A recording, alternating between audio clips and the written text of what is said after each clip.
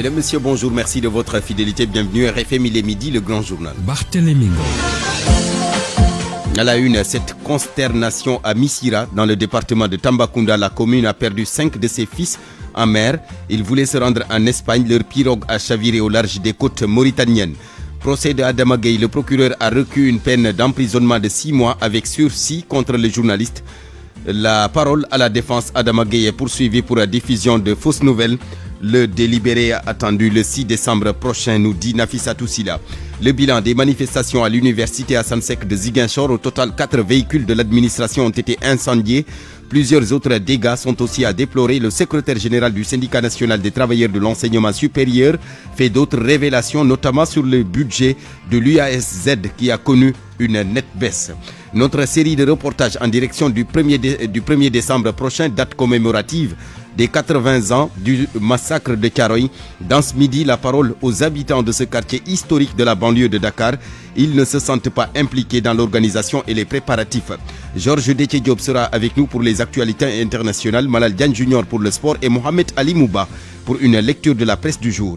Point de vue en fin de journal. Thiaroye 44, la France qui reconnaît qu'il y a eu un massacre. Emmanuel Macron l'a dit à Bassirou Diomaye Faye dans une lettre qu'il lui a adressée. Quelle analyse en faire? Rendez-vous en fin de journal avec nos deux intervenants.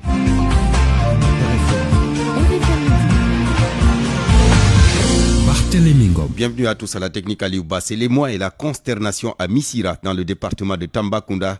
5 cas de décès ont été enregistrés dans cette commune où des jeunes avaient pris la mer pour rallier l'Espagne, mais ils ne reviendront jamais car ils ont perdu la vie au large des côtes mauritaniennes suite au chavirement de leur pirogue qui a pris feu le 21 novembre dernier. Sekou Sila, inspecteur de l'éducation à la retraite, lance un énième appel aux autorités.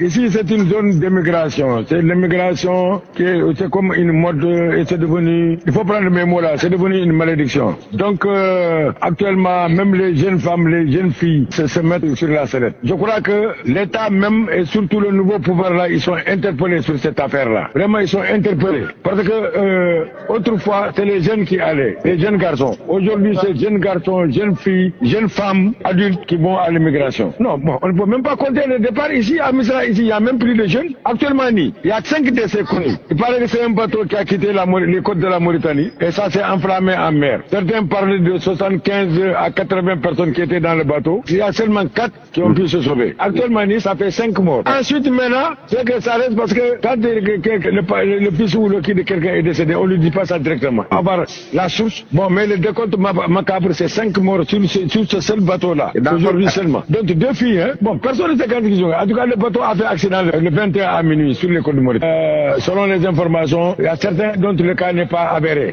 RFM, la radio de toute l'actualité. Le procès de Adama Gueye, le procureur a requis une peine d'emprisonnement de 6 mois avec sursis contre le journaliste délibéré le 6 novembre prochain. Il faut retenir surtout que le prévenu a fait amende favorable plutôt devant la barre. Le délibéré donc de ce procès de Adama Gueye, du journaliste Adama Gueye, est prévu le 6 décembre prochain. Pour rappel, Adama Gueye est poursuivi pour diffusion de fausses nouvelles. Nous y reviendrons bien sûr avec Nafissatou Sila qui a donné la parole aux avocats de la défense. Sédhiou, le tribunal a rendu son verdict dans l'affaire qui oppose Malang Seyni Fati, le maire de Médina Wandifa, au collectif pour la défense des intérêts de la commune. Il s'agit d'un litige foncier. Le tribunal a donné raison au maire, estimant que le collectif n'est pas habilité à arrêter le processus de lotissement sur le périmètre communal. Malang Seyni Fati, le maire lui-même, a rencontré la presse pour annoncer ce verdict du tribunal. Le tribunal a déclaré irrecevable l'action publique mise en mouvement pour ce collectif pour défaut de qualité à agir. En clair, le tribunal a fait droit aux moyens de défense qui avaient été soulevés par les conseillers du maire. En substance, le tribunal a dit que le collectif s'est arrosé des pouvoirs qu'il n'a pas. Et c'est ça la réalité. Le tribunal dit que ce collectif n'a aucune habilitation, ni légale, ni juridique, pour attraire le maire devant le tribunal. Et ça aussi, c'est extrêmement important. Nous connaissons tous les récépissés d'associations, d'ASC, de groupements, de mouvements, de soutien, leur rôle, leur droit dans les actions citoyennes. C'est défendre les intérêts de leurs membres, mais pas l'intérêt de la commune. L'intérêt de la commune, c'est le conseil municipal qui est habilité, la seule instance à gérer les intérêts de la commune, de sa population. Le tribunal dit ce collectif n'a aucune habilitation, ni légale, ni juridique, pour attraire le maire devant le tribunal. Malan Senifati, le maire de Medina Wandifa, donc qui crie victoire après ce verdict du tribunal de Sédhi qui lui est favorable. Le syndicat national des travailleurs de l'enseignement supérieur qui se dit préoccupé par la situation qui prévaut à l'université Hassan Sek de Ziguinchor. Il révèle que 4 véhicules de l'administration ont été incendiés lors des récentes manifestations. Le secrétaire général du SYNTES évoque la baisse du budget de l'UASZ, ce qui a un impact sur les services. François Babacar Touré, il appelle les autorités à initier de larges concertations dans le but de trouver des solutions à cette crise. Ce qui est à l'origine, ce sont des difficultés au niveau budgétaire. Parce que l'année 2023-2024, l'année académique, il y avait une dotation de 3 392 612 967 francs pour un effectif de 7 000 étudiants, 7 953 étudiants. Mais en 2024, cette dotation a diminué parce qu'elle a chuté de 3 392 662 967 francs. Donc il y avait un manque de 500 millions par rapport à la dotation de l'année 2023-2024. Alors, nous avons noté aussi que le nombre d'étudiants a considérablement augmenté, qui est passé de 7 953 étudiants à près de 9 000 étudiants. Au niveau des restaurants, ceux qui sont à la charge des restaurants ne sont plus dans les possibilités peut-être de réagir correctement. Ça, c'est depuis des années, maintenant des décennies. Ce régime en place n'est pas fautif. Et donc, ils ont hérité d'une situation assez compliquée, assez complexe. Maintenant, nous les invitons à discuter avec les différents acteurs, les partenaires sociaux, que sont les syndicats d'enseignants et d'administration, aussi les amicales d'étudiants, pour qu'ensemble, qu'on puisse trouver des solutions. Alors, il y a eu des échauffourées qui ont abouti, on a 4 véhicules à l'université de Ziguinchor, dont un bus, un pick-up et 2 véhicules ordinaires. Voilà, et puis Biram Souley Diop qui était au chevet des commerçants du marché central de Thiès qui, je le rappelle, avait pris feu ces derniers jours. Il a annoncé des mesures sur place. Biram Souley Diop, le maire de Thiès avec Cheikh Anta Diop.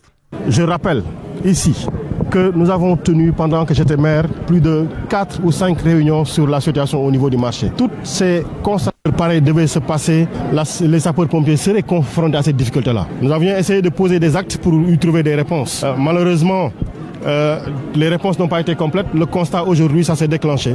On est là pour constater les dommages. Mais nous espérons vivement que, au-delà des constatations, au-delà de l'émoi que ça soulève et des compassions, que nous allons définitivement ouvrir nos yeux sur la responsabilité de chacun, sur nos actes au quotidien, sur ce que nous devons faire pour préserver notre sécurité.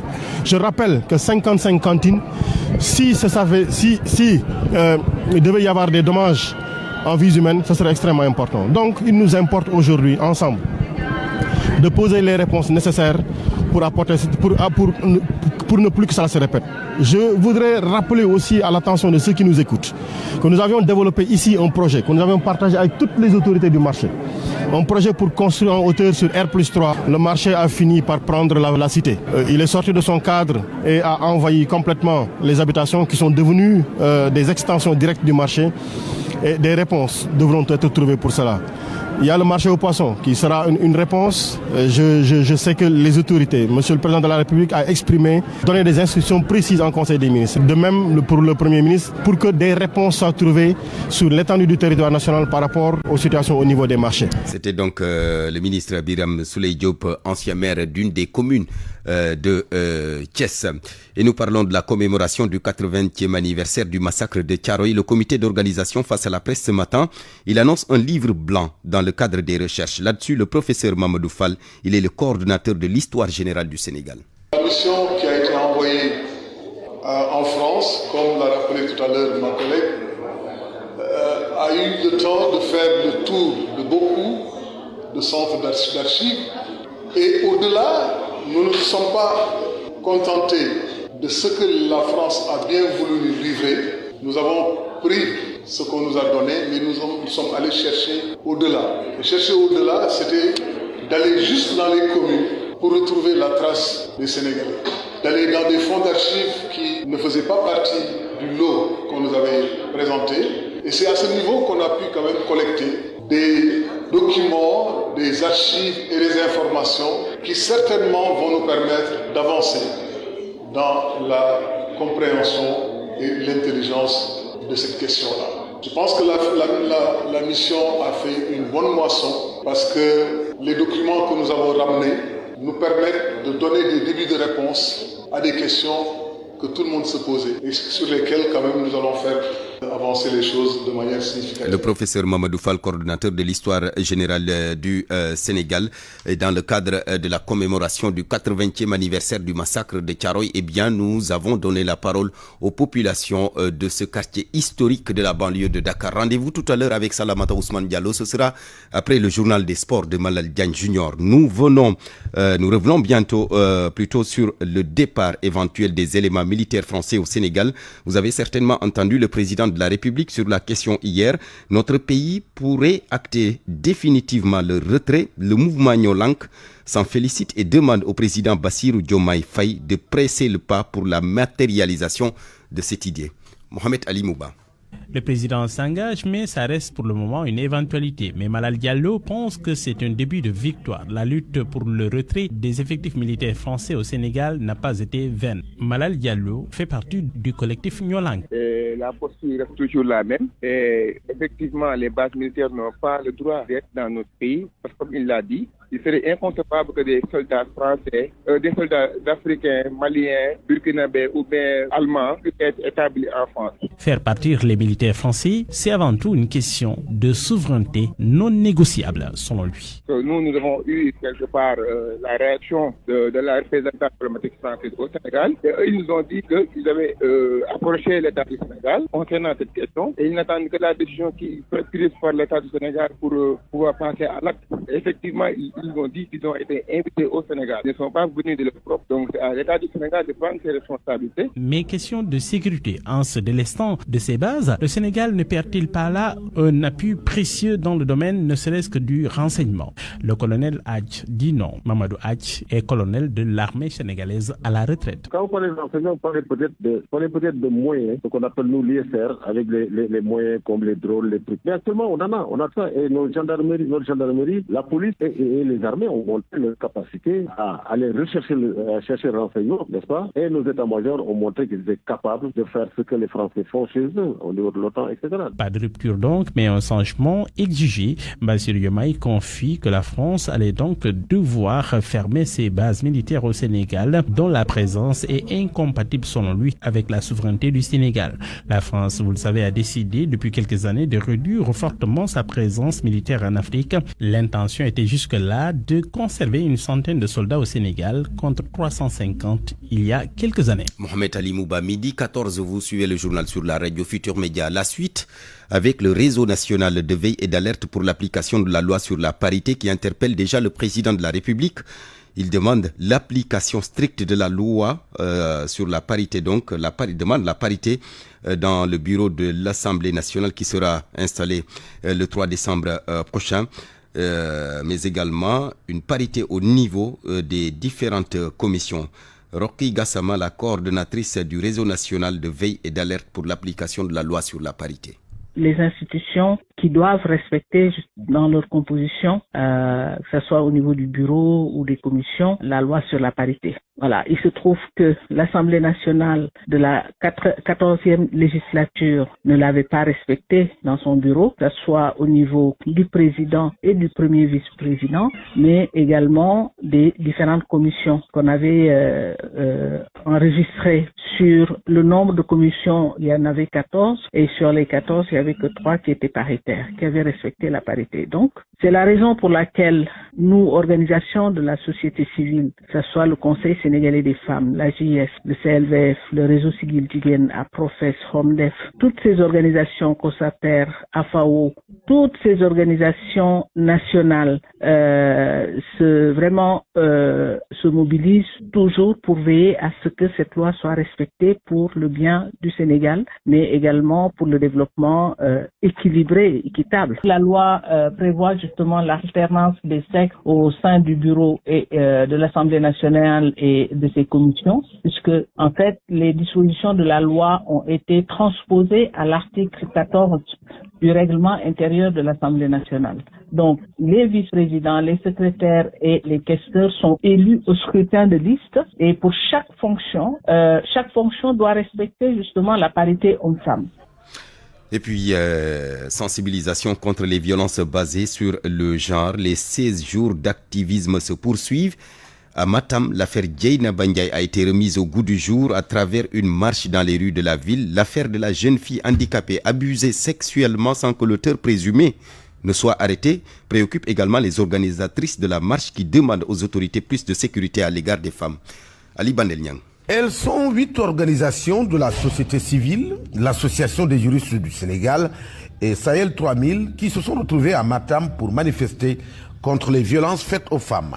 Suite à l'affaire Dieynaba Ndiaye, violentée par son mari, et celle-là de la jeune fille handicapée abusée sexuellement dont l'auteur court toujours, ces organisations de défense des droits des femmes ont battu le macadam dans les rues de Matam. C'est Mme Bahoumdei Madjiguène Sarr, je suis juriste, membre de l'Association des juristes sénégalaises. Alors nous sommes aujourd'hui à Matam dans le cadre de ces jours d'activisme de lutte contre les violences faites aux femmes et aux filles, pour sensibiliser contre les violences faites aux femmes et aux filles à travers un projet que nous pilotons avec l'Institut des inégalités, avec 8 autres organisations de la société civile sénégalaise. Et c'était l'occasion de venir ici à Matam, sensibiliser les femmes, sensibiliser les communautés, mais aussi sensibiliser les jeunes sur les ravages de la violence. Bani Touré, Madame Dramé, je suis la directrice régionale de la famille de Matam. Voyons qu'il y a une fréquence des violences basées sur le genre. Je pense qu'on a eu l'exemple de Madame Dieynaba qui se trouve aujourd'hui dans les liens de la détention. Nous avons également la jeune fille handicapée qui a été victime de viol également et qui a même contracté une grossesse par rapport à ça. Et nous avons des milliers de cas dans cette zone. Donc c'est vraiment un fléau que nous vivons. Chaque jour, nous sommes interpellés. Appel de Matam pour exiger plus de protection envers les femmes, mais aussi et surtout plus de rigueur dans la gestion des procédures judiciaires concernant essentiellement les nombreux cas de violence dont elles subissent régulièrement. Matam, Ali Bandelnian, RFM. Et nous parlons à présent de cette rencontre entre le ministre de la fonction publique et les syndicats du secteur de la santé. Les participants apprécient donc cette démarche inclusive des échanges fructueux avec les différentes parties qui donne l'espoir quant au suivi des accords. Mais l'absence du ministre de la Santé et de l'Action sociale a été décriée. À l'arrivée, donc, le mot d'ordre de grève du SDT 3S a été maintenu à Wambaye.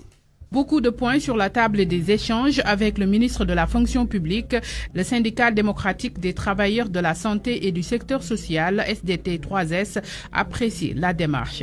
Mais en tout cas, nous magnifions vraiment le rôle éminemment important du ministère de la fonction publique, M. Olivier Boucal, qui vraiment a été un homme disponible, mais aussi dans le cadre des discussions, ça a été assez intéressant. Chersek, le secrétaire général, tient à préciser que leur mot d'ordre de grève prévu les 4, 5, 6 décembre tient toujours. Bon, pour dire que par rapport au mot d'ordre, les gens sont appréciés. Bon, ils ont dit qu'ils vont maintenir le mot d'ordre parce que même s'il y a des intentions, nous attendons quelque chose de concret. Nous pensons que comme pour le problème du recrutement, c'est une décision politique. Parce que s'ils reconnaissent l'importance et la nécessité de recruter ces agents, le ministre de la fonction publique nous a dit que cela ne peut émaner que du président de la République ou du Premier ministre. Et comme c'est une décision politique, nous attendons à ce que les gens se prononcent de façon très claire. Parce que si ce point est précis, c'est pour des raisons de sécurité et pour des raisons de justice et d'équité sur le plan social. Et si ce n'est pas fait, en tout cas, nous ne serons pas en mesure de lever le mot d'ordre.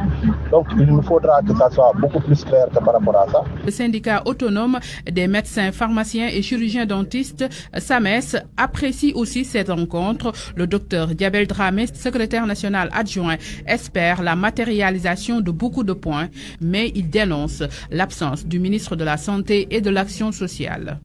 Compte tenu de l'écoute attentive à laquelle on a été bénéficié, Donc nous pouvons espérer, bien entendu, qu'il y aura une matérialisation effective de ces accords résiduels.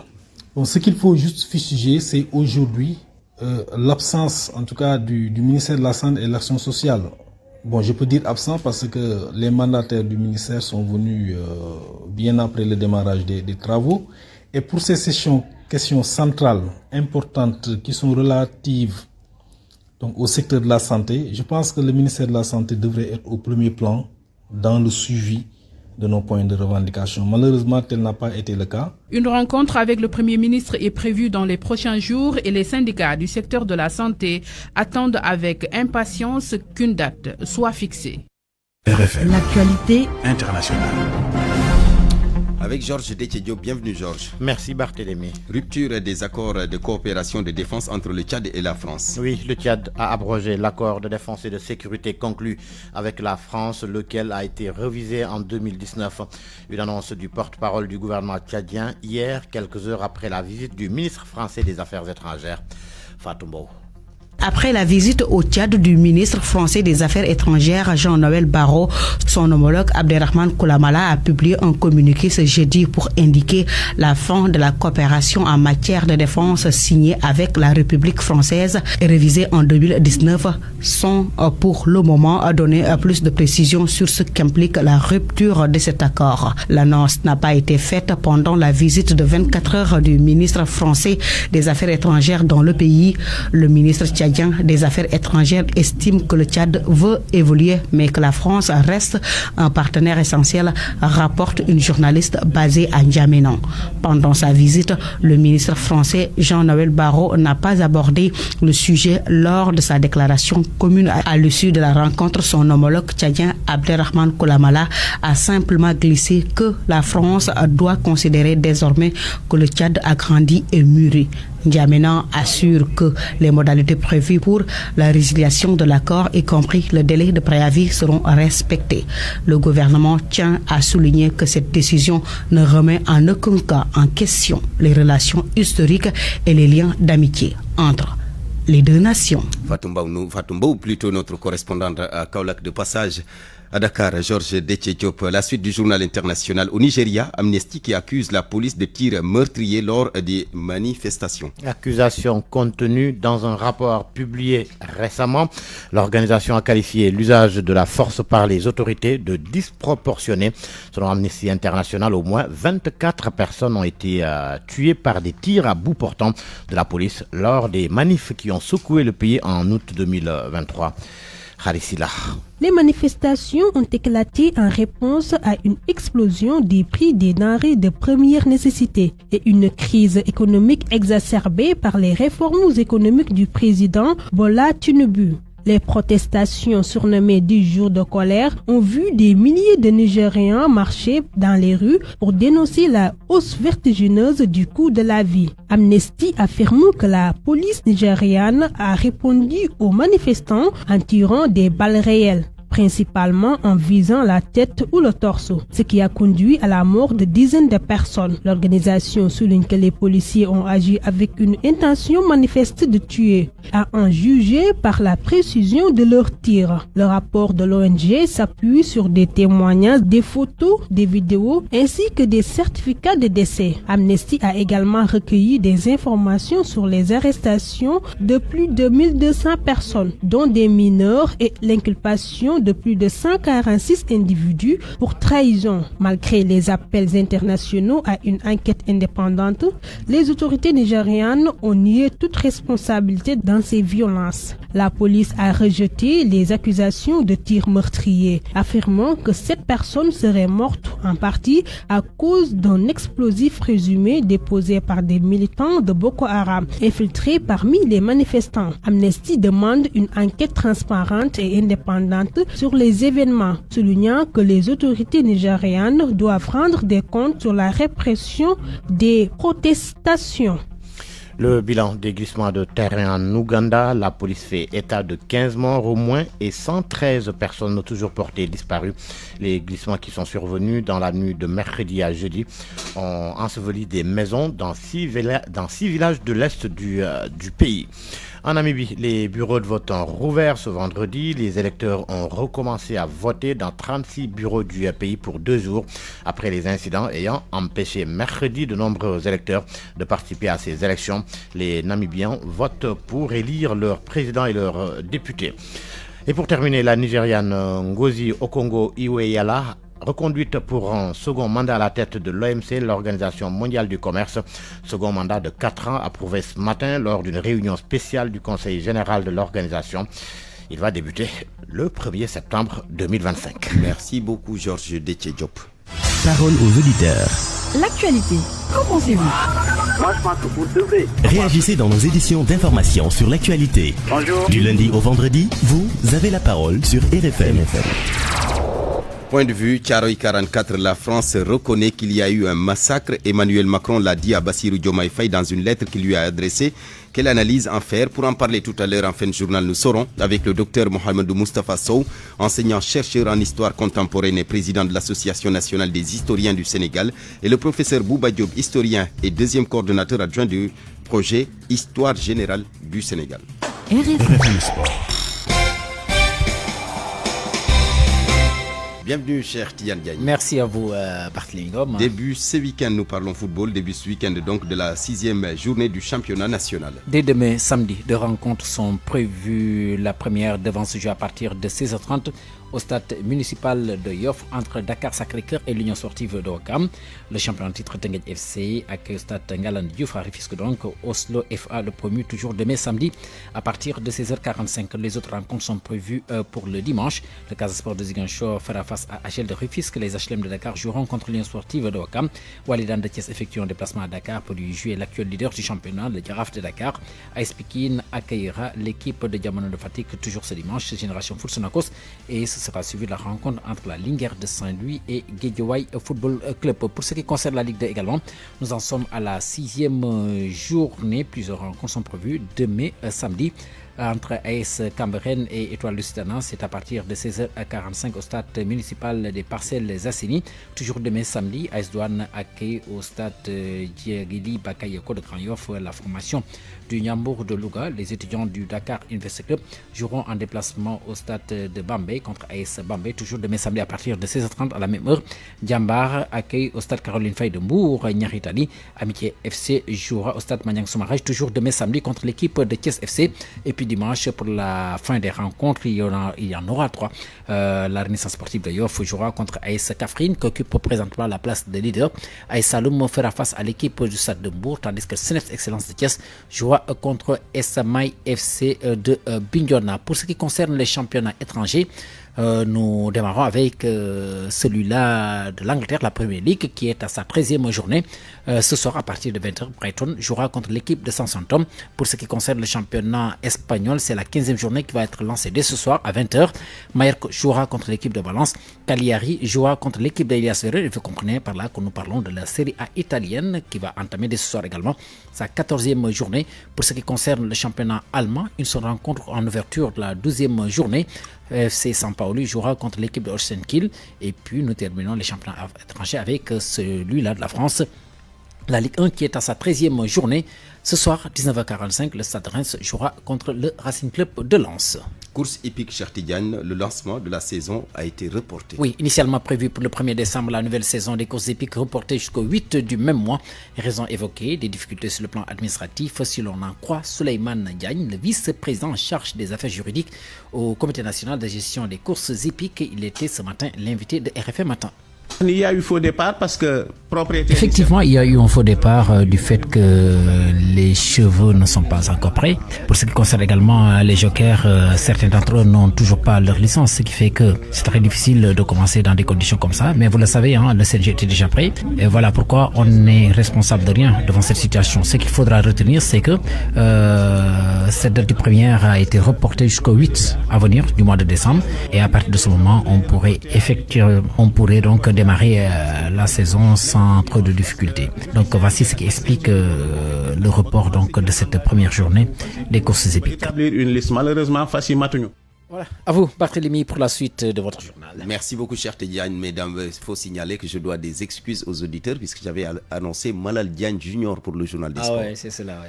Merci beaucoup cher Diagne, midi 30 minutes. RFM, reportage. Notre série de reportages en direction du 1er décembre, date de la commémoration des 80 ans du massacre de Thiaroye. Et bien dans ce midi, nous avons donné la parole aux habitants de ce quartier historique de la banlieue de Dakar.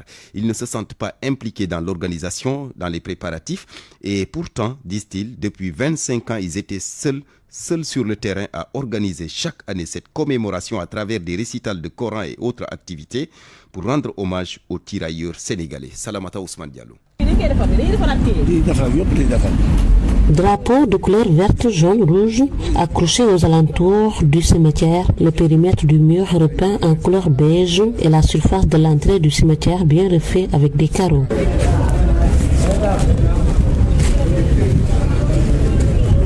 Après le cimetière, nous empruntons l'avenue des tirailleurs sénégalais pour nous rendre à la cité Thiaroye 44. Ici, les populations se sentent écartées de l'organisation de la 80e commémoration de Thiaroye 44, nous dit Taïbou Fall, secrétaire général du collectif des habitants de la cité Thiaroye 44. Nous ne sommes plus mêlés aux manifestations parce que tous les travaux qui se sont faits en ce moment-là, on n'a pas été invités. Parce que tous les travaux, je pense que c'est l'armée qui a pris ça en charge. Nous sommes un peu frustrés du fait qu'on soit écartés de cela et qu'on n'y soit pas mêlés. Et pourtant, depuis 25 ans, les populations de Thiaroye disent avoir toujours organisé cette cérémonie avec des récitals du Saint-Coran et autres activités. Mamadou Sarr, la soixantaine, s'explique.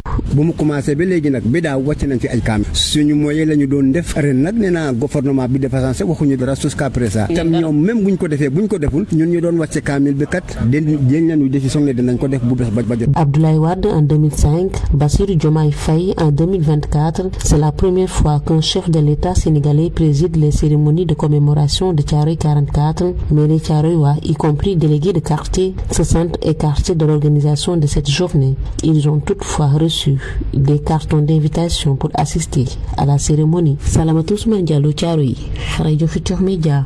RFM, la presse du jour. Depuis le 1er octobre 2024, seuls les stickers Rapido sont désormais disponibles dans les espaces clients Rapido de Cambérène, Thiaroye et Touglou. Fiable et gratuit, il vous permet de passer plus vite en voie automatique. Optez dès maintenant pour les stickers Rapido et bénéficiez d'une expérience client en tout confort et rapide à chaque passage dans nos voies automatiques. Le stickers Rapido, la solution pour gagner du temps. Autoroute de l'avenir et ses stickers Rapido vous offrent votre revue de presse. C'est avec Mohamed Ali Mouba. Bonjour. Bonjour. Encore des dossiers judiciaires sous l'état pacifien. Moustapha Diakhaté condamné hier à une peine ferme de 2 mois. Cheikh Thiam, dit l'ambassadeur, prend 1 mois. Samuel Sarr placé sous mandat de dépôt pour abus de biens sociaux. Le glaive de Dame Justice est abattu sur tout ce beau monde sans pitié. Le quotidien en conclut qu'hier c'était journée sans peine. Mais le journal Source relève que malgré tout, Moustapha Diakhaté est resté droit dans ses bottes au tribunal des flagrants délits. Il n'a pas changé, il n'a pas varié. Le confrère répercute sans attendre ses propos. Il dit, eh bien, si les Sénégalais ont voté pour le projet, ils ont voté pour du vent. Il faut être dupe pour voter pour du vent. Je maintiens mes propos jusqu'à l'extinction du soleil. À la limite, je ne comprends pas les propos qu'on me prête. Et de poursuivre, ce n'est pas de ma responsabilité si l'émission est vue par des millions de Sénégalais. C'est une télé. J'ai dit que ceux qui ont donné la majorité à ce parti passif ont fait mal au Sénégal. S'agissant du terme Galoudov du terre, c'est une expression wolof qui signifie un malheur ne vient jamais seul, ce n'est pas une insulte. Fin de citation. Quid de Samuel Sarr renvoyé, on l'a dit, en prison, mais au pavillon spécial. Ses avocats dénoncent une commande politique, écrit le journal Les Échos. L'ancien ministre de la Justice, Cheikh Tidiane Sy, s'est confié au journal. Il dit, avant de quitter Dubaï, Samuel savait qu'il allait être arrêté. Malgré cela, il est rentré. Politique, l'Assemblée nationale bientôt installée. Le 2 décembre, plus précisément, enquête pointe le tableau de bord du Premier ministre Ousmane Sonko. Le journal pose la question suivante. Quel gouvernement pour la nouvelle majorité? Diomaye en tout cas accélère la cadence pour le vote du budget. Sonko plus intéressé par la primature que par le perchoir. Le Témoin fait focus sur les partis historiques. Le Parti socialiste, le PDS, Rewmi Quotidien, le PIT, la LD, AJU. Quel sort pour les partis? L'heure est à la recomposition. L'heure de la mutation des partis politiques a sonné. soupçonnés et non sexuellement la publication. Dans le journal de Source A, la publication donc des médias conformes au code de la presse c'était prévu aujourd'hui. C'est reporté par le ministère de la Communication, mais détail d'un recensement, le journal relève que 98% des médias qui ont visité le site du ministère se sont inscrits sans souci majeur. Mais la tâche n'a pas été facile pour une vingtaine de médias. Certains avaient un fichier corrompu et le ministère avoue avoir noté aussi d'autres qui n'étaient pas à l'aise sur la plateforme. Témoin nous dit que l'équipe nationale grignote 3 places. Au plan mondial, l'Argentine mène toujours la danse suivie de la France et de l'Espagne. Le journal Le Quotidien note que le Sénégal donc retrouve la 17e place mondiale et la 2e africaine. Depuis le 1er octobre 2024, seuls les stickers Rapido sont désormais disponibles dans les espaces clients Rapido de Cambérène, Thiaroye et Toubou. Fiable et gratuit, il vous permet de passer plus vite en voie automatique. Optez dès maintenant pour les stickers Rapido et bénéficiez d'une expérience client en tout confort et rapide à chaque passage dans nos voies automatiques. Le stickers Rapido, la solution pour gagner du temps. Autoroute de l'avenir et ses stickers Rapido vous ont offert votre revue de presse. Parole aux auditeurs. L'actualité, qu'en pensez-vous? Nous en venons maintenant à la rubrique Point de vue, Thiaroye 44, le 80e anniversaire qui se prépare. La France reconnaît qu'il y a eu un massacre. Emmanuel Macron l'a dit à Bassirou Diomaye Faye dans une lettre qu'il lui a adressée. Quelle analyse en faire? Pour en parler, nous sommes avec le docteur Mohamedou Moustapha Sow. Docteur, bonjour. Bonjour, Barthélémy. Vous êtes enseignant-chercheur en histoire contemporaine, président de l'Association nationale des historiens du Sénégal. Notre deuxième intervenant, le professeur Bouba Diop. Professeur, bonjour. Bonjour, chers collègues, ça va bien? Ça va très bien, professeur. Bien, merci beaucoup. Merci. Vous êtes historien et deuxième coordonnateur adjoint du projet Histoire générale du Sénégal. Alors, d'abord, la parole à vous. Je reste avec vous, professeur Bouba Diop. D'abord, la France qui reconnaît qu'il y a eu un massacre, parlant des événements de Thiaroye 44, le président français Emmanuel Macron l'a dit à son homologue sénégalais, Bassirou Diomaye Faye, dans une lettre qu'il lui a adressée dans le cadre des festivités donc du 80e anniversaire de ce massacre. D'abord, la question est de savoir qu'est-ce qu'il faut comprendre de cette reconnaissance de la France. Alors, permettez-moi d'abord de saluer mon collègue et frère Moïré, avec qui je travaille beaucoup. Alors, je pense que le message que j'ai lu effectivement a ceci d'intéressant, que c'est une correspondance entre autorités. Est-ce que ça a valeur de texte diplomatique? Je pense qu'il faut faire attention. Donc, une correspondance entre des autorités, c'est une correspondance. Ça, c'est le premier aspect que j'ai relevé. Si je comprends bien, une correspondance reste une correspondance. Et par conséquent, dans 10 ans, dans 5-10 ans, si un autre président arrive, français bien sûr, il peut aussi tenir un autre discours, c'est ça? Oui. Si vous permettez, je vais développer d'abord, parce que ça, c'était le premier aspect. Oui, allez-y. Donc, le président Hollande avait fait également une déclaration, mais je pense qu'il avait fait plus et même mieux. Je m'explique. Lui, il avait remis lot de documents aux autorités sénégalaises et lui, il avait donc utilisé le même mot, qu'il s'agissait d'un massacre. Donc, à mon avis, j'ai pas l'impression qu'il y a beaucoup d'avancées par rapport à ce que François Hollande a dit. Ça, c'est mon point de vue. Alors, maintenant, le président Macron, en développant, si je tiens compte du document qui circule, parce que je suis très prudent, vous savez, Foyre pourra vous dire pourquoi. Quand je lis ce texte, moi, je suis un peu perplexe sur un certain nombre d'éléments. Voilà ce que je vois dans la lettre, le chef de l'État le chef de l'État français écrit que la France se doit de reconnaître que ce jour-là, la confrontation des militaires et des tirailleurs qui exigeaient que soit versée l'entièreté de leur solde légitime a déclenché un enchaînement de faits et a abouti à un massacre. Alors, d'abord, je doute un peu parce qu'il y a une faute d'orthographe venant d'autorités françaises. Si ça vient de la présidence, parce que le mot verser est ambigu ici. Est-ce que ça s'accorde à l'entièreté ou à solde? C'est très sérieux parce que ça rend un peu ambigu le discours. Oui, les mots ont leur sens aussi, les mots ont leur sens. Oui, mais il faut qu'on sache, est-ce que ce qui est vert, c'est le conflit, c'est l'entièreté. En ce moment, ça doit être Atlantique. Si c'est le solde légitime, donc il y a une certaine ambiguïté. Moi, j'aimerais bien discuter d'un texte qui a une valeur vraiment très claire. Et je termine en disant que maintenant, cette longue phrase avec des fautes peut conduire à reconnaître que ce ne fut pas prémédité. Parce que quand on dit qu'il y a un ensemble de faits ayant abouti à un massacre, un enchaînement de faits, bon, pour le moment, c'est un peu ambigu. Ouais. C'est un peu ambigu. S'il y a massacre, on suppose qu'il y a des donneurs d'ordre et des exécutants. Oui, voilà, justement. Oui. Non, il y a massacre peut utiliser sans qu'on sache exactement qui a donné l'ordre, comment ça a été fait, dans quelle situation étaient les autres, etc. Parce que quand même, on a des informations que certains dormaient, etc. Non. Je pense que ce qui s'est passé est tellement sérieux que c'est pas ce genre de lettres-là.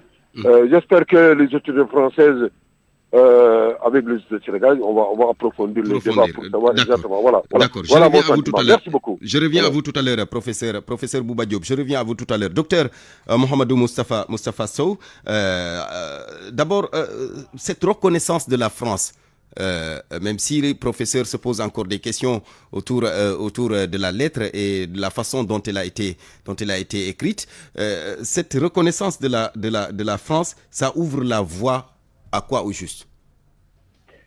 Voilà, merci Barthélémy, merci aux auditeurs de la RFM et je salue le doyen professeur Bouba Diop, historien émérite.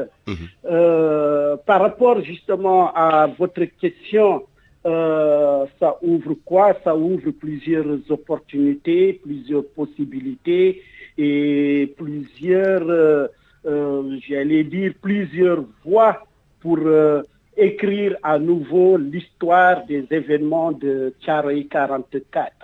Il faut souligner que la déclaration du président Emmanuel Macron ne peut pas être analysée sans prendre en compte le contexte politique ouest-africain et sénégalais en particulier. On ne peut pas détacher cette déclaration de ce contexte-là. Et ensuite, ce qui est intéressant, c'est que maintenant, cette déclaration montre que l'initiative historique n'est pas l'apanage de la France. Elle est justement l'apanage maintenant des Africains et ici du gouvernement sénégalais. Parce qu'il a fallu que le gouvernement sénégalais organise des commémorations de grande envergure avec toute la médiatisation que nous avons vue depuis quelques semaines pour justement amener Emmanuel Macron à adresser une correspondance avec tout ce qui a été dit. Je prends en compte ce que le professeur a dit. Vous voyez? Mais il faudrait comprendre que Emmanuel Macron aussi ne pouvait pas faire moins que François Hollande, qui avait en 2012 parlé de répression sanglante pour évoquer Thiaroye. Et ensuite, qui a remis en 2014 des archives sur ce massacre. Donc aujourd'hui, Macron n'avait pas le choix de dire et de faire autre chose que de faire davantage ou encore plus que c'est important la reconnaissance du massacre parce que d'accord. Mais maintenant aujourd'hui docteur, que la France décide de reconnaître qu'il y a eu un massacre, est-ce qu'il ne faudrait pas tout simplement, est-ce que la France ne devrait pas reconnaître d'abord sa responsabilité, parce que reconnaître que c'est un massacre, ça tout le monde sait que c'est un massacre, mais est-ce que la France ne devrait pas reconnaître sa responsabilité dans ce qui s'est passé en vue d'une réparation? Oui, je suis tout à fait d'accord avec vous. Avant même la reconnaissance, ce qui doit maintenant suivre, c'est la demande de pardon aux familles des victimes, le pardon au peuple sénégalais, aux autorités sénégalaises, aux autorités africaines. Vous voyez, c'est ça qui reste. Et ensuite, ce qui reste fondamentalement, c'est que la responsabilité de la France, c'est aussi, elle doit justement aujourd'hui livrer toutes les informations concernant ce massacre. Parce qu'il faut le dire et le redire. C'est-à-dire les archives. Les militaires français savent aujourd'hui où se trouvent les charniers dans lesquels se trouvent ces tirailleurs qui ont été tués le 1er décembre 1944. Parce qu'on nous parle de 70-80, mais en réalité, personne ne sait. On annonce des charniers, personne ne sait aussi. Oui. Et ça, il faut accéder aux archives pour pouvoir le connaître. Oui, et beaucoup d'efforts ont été faits dans ce sens. Vous voyez, sur la question, beaucoup de recherches ont été effectuées et qui ont révélé vraiment énormément de choses par rapport à la question des chiffres. Et je pense que le comité scientifique autour de Thiaroye 44 est en train de travailler sur ces questions-là. Vous voyez, mais le plus important aujourd'hui, je pense que c'est l'engagement de la France à travers ses autorités, justement, à au moins aider à connaître là où se trouvent ces charniers-là. Ces charniers. Donc, je reviens à vous tout à l'heure. Par rapport à Macron, ce que je retiens, c'est malheureux. C'est malheureux qu'il fasse cette déclaration quasiment à la fin de son deuxième mandat. Parce que n'oublions pas qu'il était venu en se présentant comme étant celui qui devait mettre fin à la France-Afrique. Vous voyez, sur lequel on avait beaucoup d'espoir. Vous voyez, donc cette question-là devait être réglée dès son premier mandat. Dès son premier mandat, d'accord. Je reviens à vous tout à l'heure, docteur. Docteur, je reviens à vous tout à l'heure. Professeur, vous êtes encore là? Professeur Bouba Diop? Oui, je suis encore là.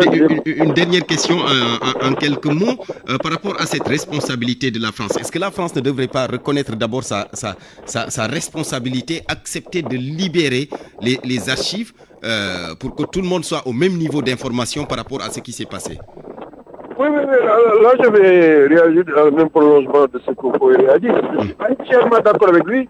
La première chose à faire, c'est de demander pardon de manière solennelle. Et ensuite, la deuxième chose, ça correspond à ce que vous pensez, avec honnêteté, dire voilà ce que nous avons comme document et ne rien cacher. Et troisième chose, c'est maintenant, comment ça doit se faire en termes d'indemnisation ou de renégociation d'un certain nombre de dossiers. C'est pas seulement l'affaire de Thiaroye, il y a un certain nombre de dossiers très complexes dans nos relations qu'il faut renégocier car c'est stable. Je crois que là, en ce moment, moi personnellement, je trouve qu'une nouvelle page sera ouverte. Mais si c'est uniquement pour faire la déclaration qu'il s'agit de massacre, mais ensuite aller dormir, je pense qu'on n'aura pas fait ce qui nous attendons. Le peuple, non seulement sénégalais, français, attendent des autorités. Voilà. D'accord. Merci beaucoup, professeur Bouba Diop. On vous retrouve tout à l'heure dans le journal de 13h. Docteur Mohamedou Moustapha Sow, je termine avec vous. Vous avez évoqué la question des charniers. Oui, c'est très important aussi. Mais aujourd'hui, quelles doivent être maintenant l'attitude de nos autorités vis-à-vis de la France dès l'instant que la France reconnaît qu'il y a massacre? Oui, Barthélémy, ta question est très pertinente. Moi, je pense que pour aller vite, d'abord, je pense que le président Bassirou Diomaye Faye doit aussi aller plus loin que ses prédécesseurs, en l'occurrence le président Abdoulaye Wade. Il a même l'occasion de rectifier peut-être certaines décisions, notamment la célébration de la journée du 23 août. Vous voyez, cette journée-là, de mon point de vue, par rapport à l'histoire du Sénégal et à l'histoire africaine, elle n'a pas de sens. Il faudra décréter le 1er décembre, il faudra qu'il abroge ce décret-là et retenir le 1er décembre comme justement journée de célébration de ces martyrs-là, des tirailleurs. Ça, c'est le premier, de mon point de vue, c'est la première décision qu'il faudrait que les autorités puissent prendre. La deuxième chose, c'est justement qu'après ça, c'est s'interroger aussi sur notre façon, comment les élites post-coloniales ont justement hérité la violence qu'elles ont héritée au lendemain de la colonisation. Il y a d'autres massacres que j'appellerai ici les massacres post-coloniaux qui méritent aussi d'être regardés afin de situer davantage les responsabilités. Et enfin, je pense notamment au 1er décembre 1963, qui est de mon point de vue un autre Thiaroye, un second Thiaroye. Mais je pense enfin qu'il est important qu'avec la communauté des historiens, qu'on puisse penser à la réécriture de notre programme d'histoire. Notre programme d'histoire actuel date de 2006. Il y a beaucoup de questions, dont celle de Thiaroye. Ce sont des questions qui ne sont pas suffisamment prises en charge. Il incombe aux autorités de corriger cela. Vous voyez, et d'engager la communauté des historiens et de tout le monde pour justement faire des programmes qui sont conformes aux nouvelles aspirations du peuple sénégalais. D'accord, merci beaucoup. Merci docteur, merci, c'est très important. Malheureusement, nous sommes rattrapés par le temps. Docteur Mohamedou Moustapha Sow, enseignant-chercheur en histoire contemporaine et président de l'Association nationale des historiens du Sénégal. Merci également au professeur Bouba Diop, historien et deuxième coordonnateur adjoint du projet Histoire générale du Sénégal. On vous retrouve tous les deux dans le journal de 13h, c'est dans un peu plus de 6 minutes. Qui vous sera présenté donc par Eladji Ndiogou Diène. Mesdames, Messieurs, merci chez vous. C'était le midi présenté par Barthélémy Gomis.